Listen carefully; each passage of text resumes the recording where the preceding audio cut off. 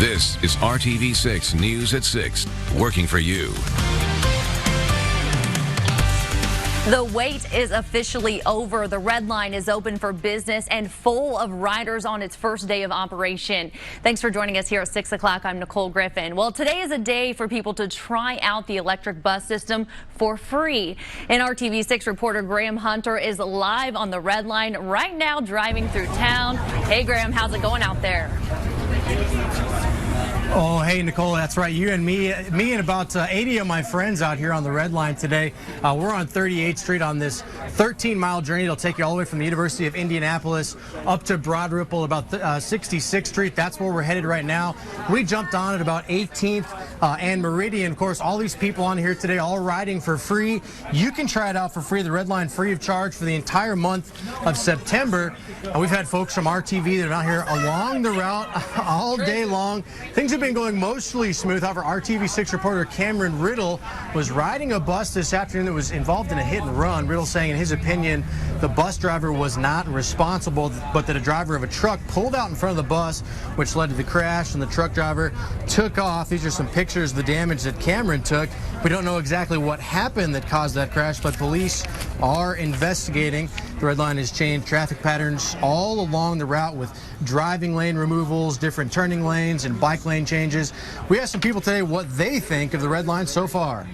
One of the Red Line stops is just 3 blocks from my house, so I've been waiting for it for a long time.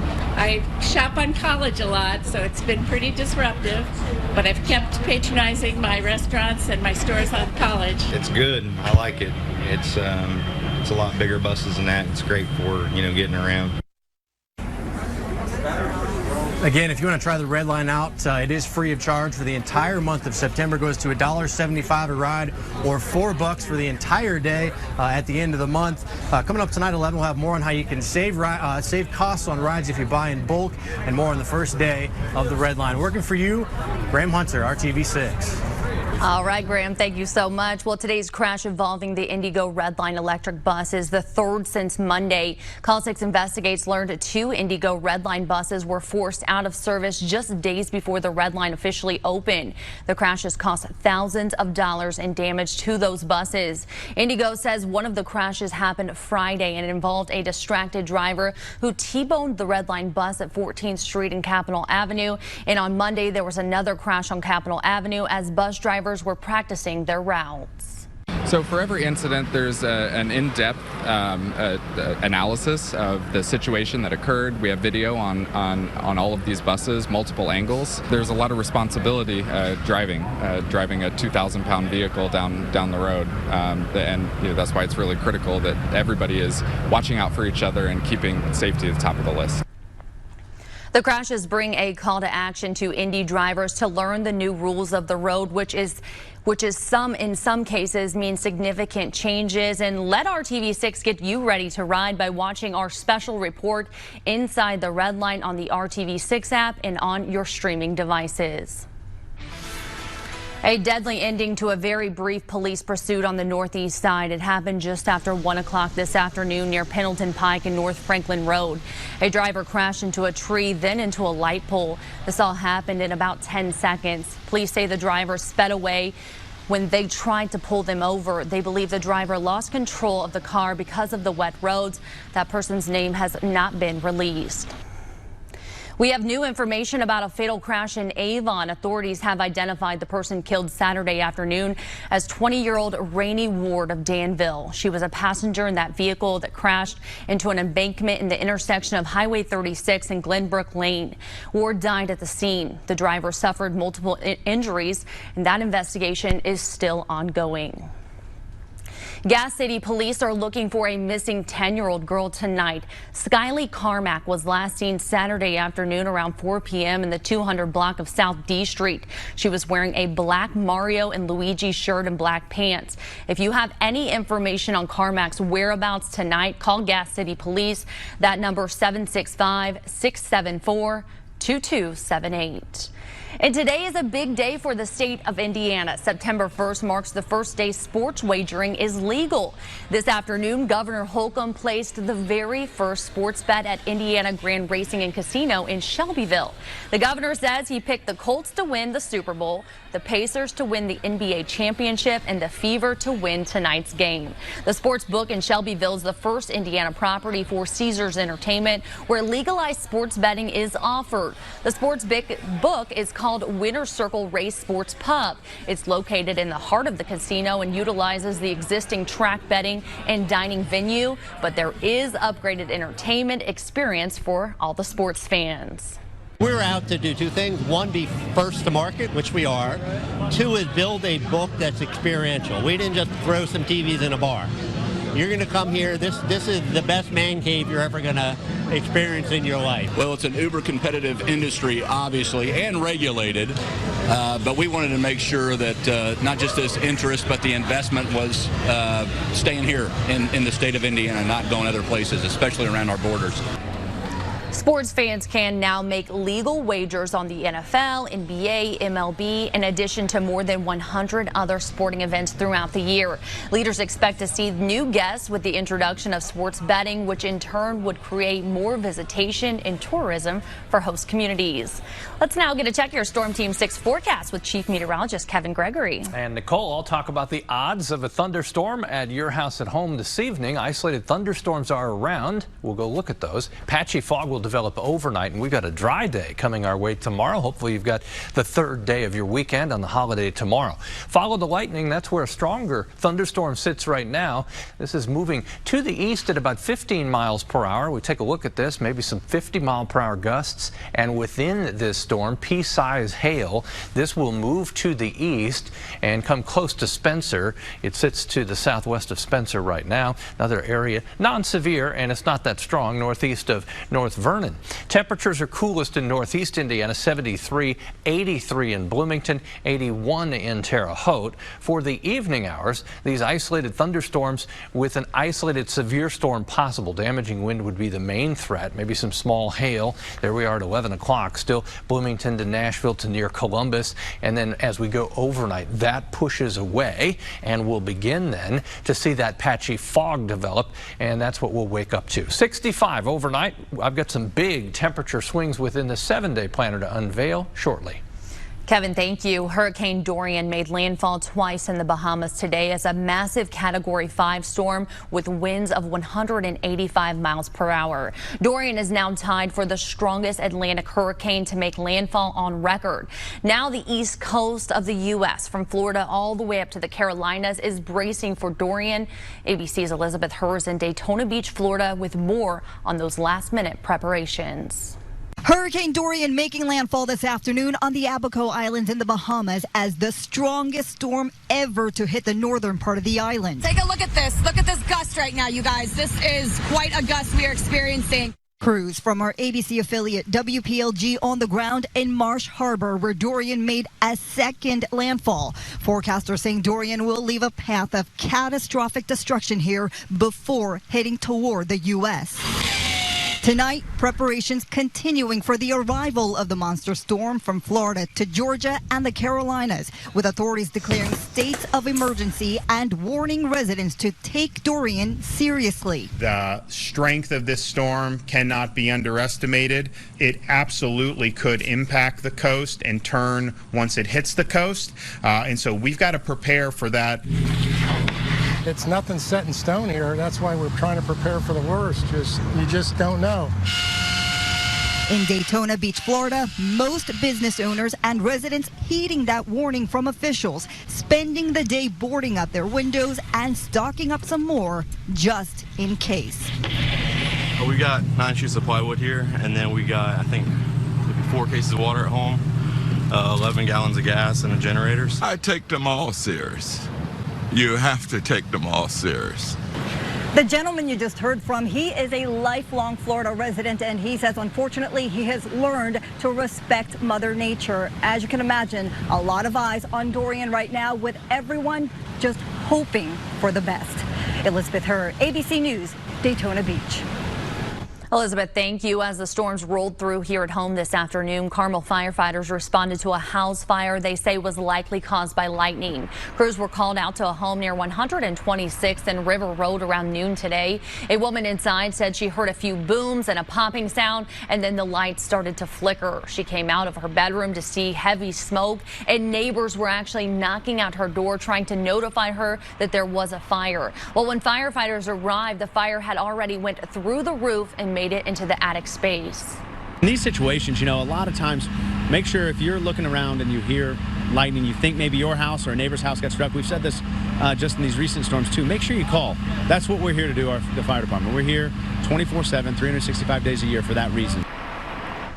No one was thankfully injured in this fire. Firefighters say the biggest takeaway they have: always call 911 so they can respond and get the fire put out quickly. The death toll in a shooting rampage has increased, and the list of crime scenes is expanding. The latest on the investigation when we come back. And new tariffs on Chinese products began today, and experts say you can definitely expect to feel the impact when you shop. But when will it happen needs a bit of explaining. You're watching RTV6 News at 6. Download the RTV6 app. It's made for you. And be sure to follow us on Twitter and Instagram. This is RTV6 News at 6, working for you. Now to West Texas, the scene of the country's latest deadly mass shooting. Police say a man went on a random shooting spree yesterday. 8 people are dead, including the shooter. More now from ABC's Shelley Childers. The FBI has joined the Texas Rangers to now investigate this deadly rampage that now has 15 to 20 different crime scenes, ranging from the interstate to local streets, shopping centers, and the movie theater where it all came to an end, police killing the gunman. I'm not naming this subject. I refuse to. I'm not going to give him any notoriety for what he did. It began with a routine traffic stop, state troopers pulling over a white male said to be in his 30s, but before his vehicle came to a stop, that suspect firing out of his rear window. Do we have an active shooter? A bloody rampage followed, the shooter eventually abandoning his car, stealing a postal van, then firing from that vehicle. SWAT teams eventually storming this movie theater and evacuating patrons. Initially, we thought that the SWAT officer was the shooter. They identified themselves and they're like, everybody out. Everyone sprinting to a nearby field, dozens of rounds fired before the gunman was shot and killed by police. And I'm lucky. There was a lot of people today that probably didn't go home. Among those injured, a 17-month-old girl who was struck by shrapnel. She's smiling and she's stable. The governor saying he's been to too many of these shooting crime scenes. The status quo in Texas is unacceptable, and action is needed. Federal authorities assisting in the investigation, seeming to echo the governor's feeling. We will be here for the duration of the time that the chief needs our services. And unfortunately, we will then get ready to go to the next active shooting, which is an unfortunate statement to make, but it seems like that's what we do. This latest shooting happening just as new gun laws go into effect in Texas, reducing gun restrictions. Governor Greg Abbott says more needs to be done to keep guns out of the hands of criminals, but declined to give specifics. For ABC News, I'm Shelley Childers. 15% tariffs on more Chinese products started today, and while you may not see prices go up right away, experts say those fees eventually trickle down. This new round of tariffs impacts everything from TVs to clothes to refrigerators. The big stores reportedly have enough money to stock up for a few weeks, so until that inventory runs out, we'll pay the old price. Experts say you'll most likely see higher prices in those smaller shops first. All right, Kevin, today has been kind of a day. Not great. Yeah, we haven't seen a lot of sunshine, have we, the last couple of days? Not really. But wait until you see the 7-day forecast. There's a payoff down the road. Very comfortable temperatures on the way. Thought I'd show you another view of Dorian here. Pretty dramatic view. It's almost as if you're looking straight down into the eye of the hurricane. This is moving slowly west at 5. It's east of Freeport, Bahamas, and about 170 miles east then of West Palm Beach. So it will, as forecast models start to take this, make a turn to the northwest and then eventually north and northeast. That's the game plan. It's going to be very close to the southeast Florida coast, still as a Category 4 hurricane, and then curve up the coastline and may threaten a landfall in the South Carolina, North Carolina area. But look at, that's Thursday and Friday, still off the northeast coast or east coast of the U.S.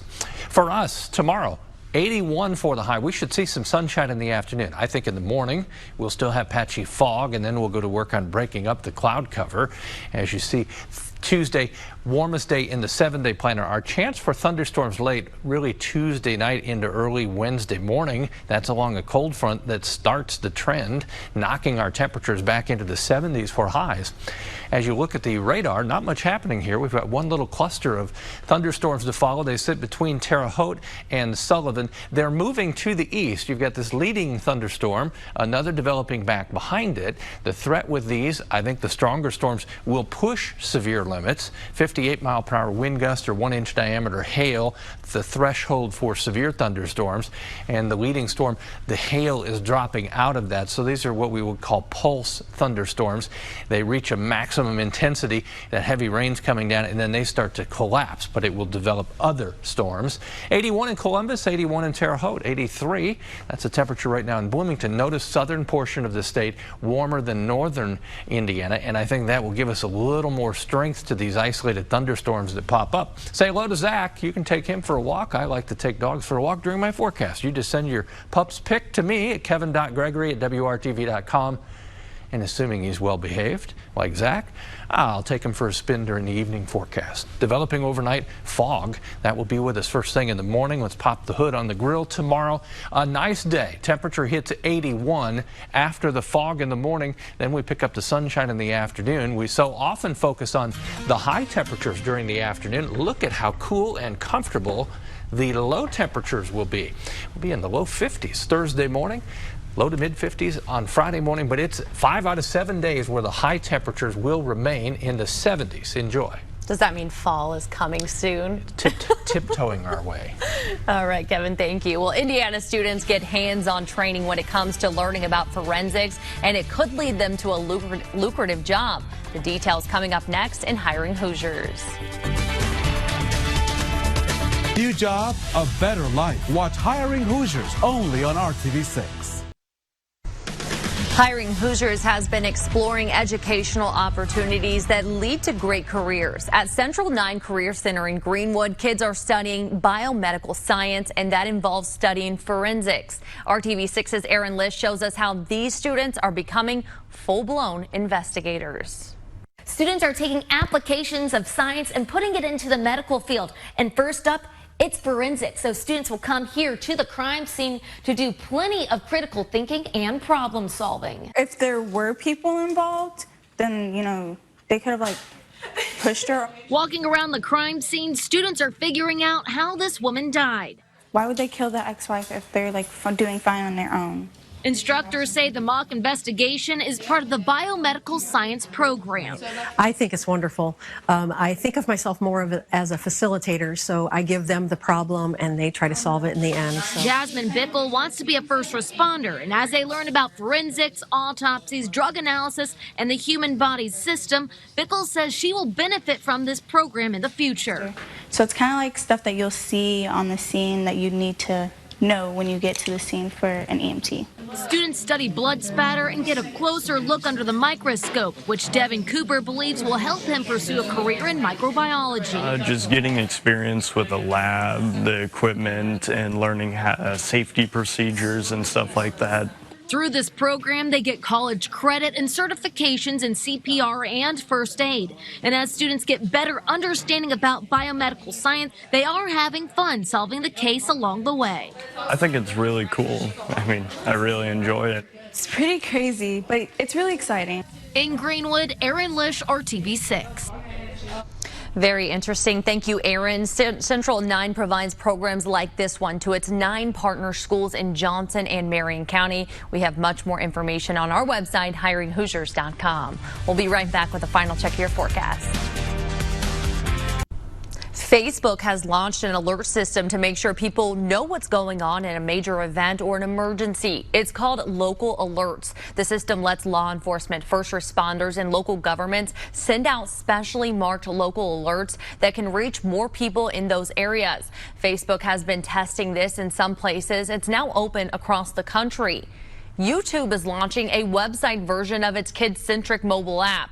The new YouTube site allows parents to choose between 3 categories of age-appropriate content. There's preschool, younger, which is ages 5 through 7, and older, ages 8 to 12.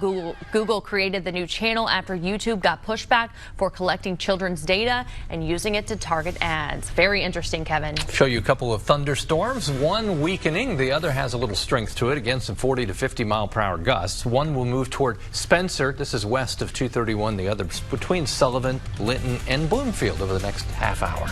All right, Kevin, thank you so much, and thank you for joining us. We'll see you right back here at 11 o'clock. Have a great night.